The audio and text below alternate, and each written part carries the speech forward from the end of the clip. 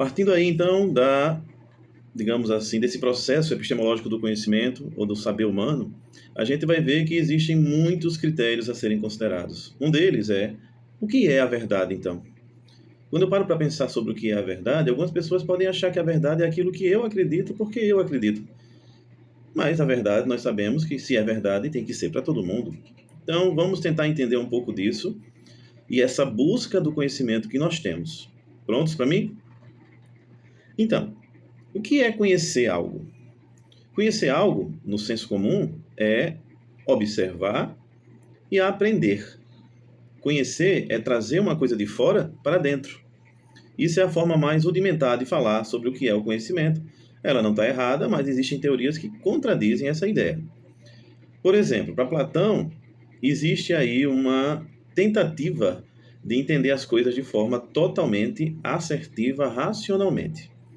Diante de qualquer pergunta que eu faço, a gente tem que saber que já existe uma crença estipulada, a gente acredita ou não nesta crença, e acreditando ou não nessa crença, a gente precisa justificá-la para que ela se apresente ou realmente correta ou falsa.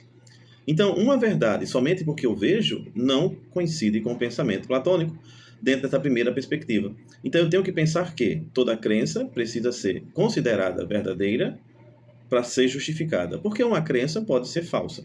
Então, é daí que nasce a nossa questão. Quando a verdade é verdadeira? Será que existe só um tipo de verdade? Não, não existe. Nós temos aqui no processo do conhecimento alguns tipos de verdade que nós podemos pensar aqui. O primeiro tipo é a verdade por adequação. Na verdade por adequação, pessoal, é aquela verdade que ela sempre se confirma quando ela é testada na realidade que nos cerca. Por exemplo, eu coloco minha mão na tomada, levo um choque e digo, botar a mão na tomada dá choque. Eu confirmo com a realidade, no presente ou no passado, inclusive para evitar o futuro, né? Verdade por adequação. Outro tipo de verdade que nós temos é a verdade por coerentismo. A verdade está sempre ligada a uma consistência eterna e interna de crenças que ficam ali dançando uma em torno da outra. Nós temos aqui um pensamento de que uma verdade ela é verdadeira quando ela consegue entrar dentro de um jogo de palavras de verdades que já são garantidas no nosso intelecto para nós. Por exemplo, se você tem aí uma lógica inteira de cuidados com a vida, com o corpo, com a mente, do que pode tomar de remédio para a saúde, do que pode fazer para melhorar o corpo, uma verdade pode ser atrelada, ou melhor, uma crença pode ser atrelada a esta, porque está se referindo à mesma coisa. É uma verdade aí por coerentismo. Ela traz consigo um pouco de coerência com aquilo que já é dado e já é acreditado. Outro tipo de verdade, pessoal, é a verdade por pragmatismo.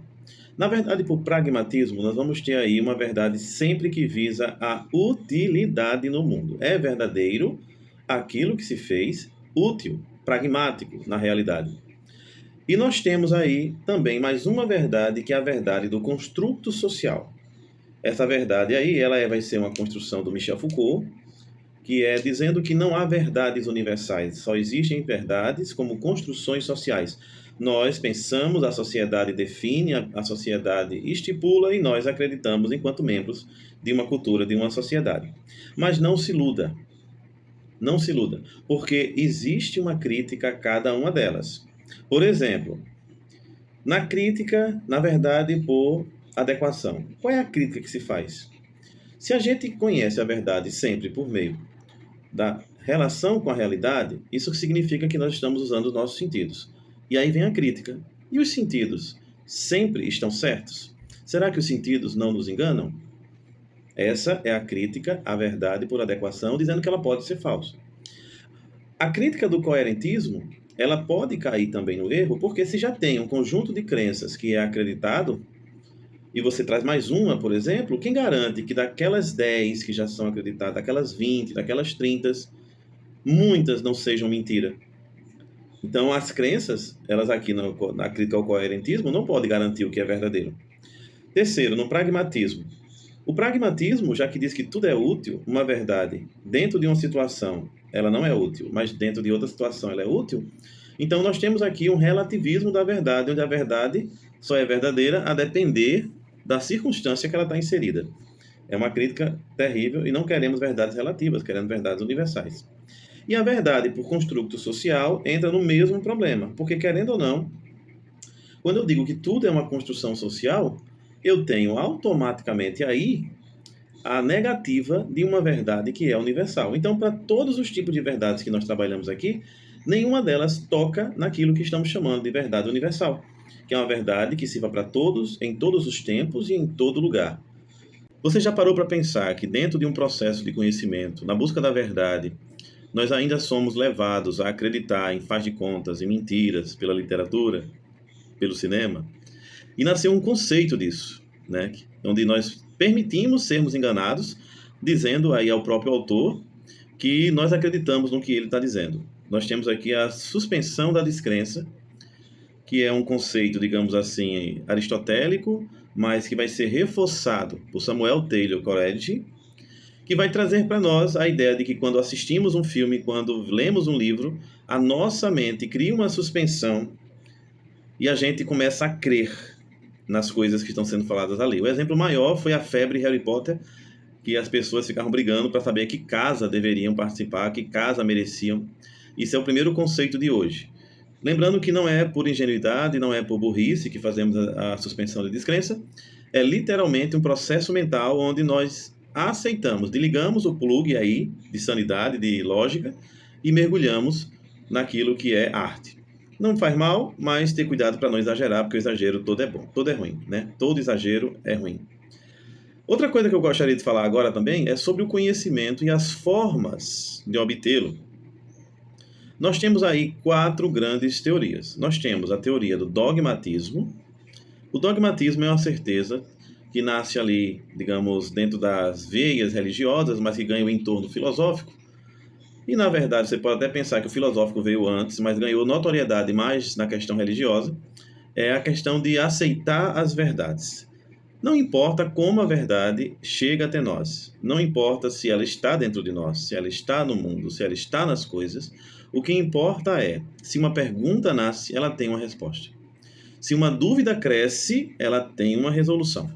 Então, o dogmatismo defende com todas as forças dele que a verdade é algo que existe e o homem pode ou tem acesso. Contra o dogmatismo, você tem aí a sua irmã gêmea do mal, que é o ceticismo. Eu falo do mal só para brincar, mas não significa que uma seja boa e outra seja mal, não, tá, pessoal? Que é o ceticismo. O ceticismo, ela é uma teoria que afronta diretamente o dogmatismo. A verdade não existe. Para cada pergunta, se cria aí um juízo e nós dizemos alguma coisa para preencher aquele espaço, mas a verdade não existe em si. De acordo com o ceticismo, não existe possibilidade de chegarmos à verdade. Ou a gente não alcança porque nós não somos preparados para isso, ou ela não existe. Lembrando que eles são filósofos e estão procurando a verdade. Outro tipo de conhecimento que nós temos é o realismo e o idealismo. O idealismo, eles são dogmáticos, tanto o realismo quanto o idealismo são dogmáticos, e eles vão diferir na questão de onde está a verdade. A verdade está no sujeito que olha, a beleza de alguém está nos olhos de quem vê. Então essa discussão, para o idealismo, vai justificar que a beleza está sempre naquela mente que pensa sobre o objeto que está sendo observado. A verdade é sempre subjetiva, não porque ela é relativa, não confundam. A verdade daquilo que é está na mente humana. É a mente que determina o que é verdadeiro. O realismo diz o contrário, por isso que são irmãs gêmeas aí, ó. O realismo diz que o homem pode captar a verdade por meio da razão, por meio da experiência, mas se ele não estivesse presente diante de um fato, a verdade continuaria existindo, porque a verdade não depende do sujeito. De acordo com o realismo, a verdade humana, ela transcende a ideia de sujeito, porque a verdade está nas coisas.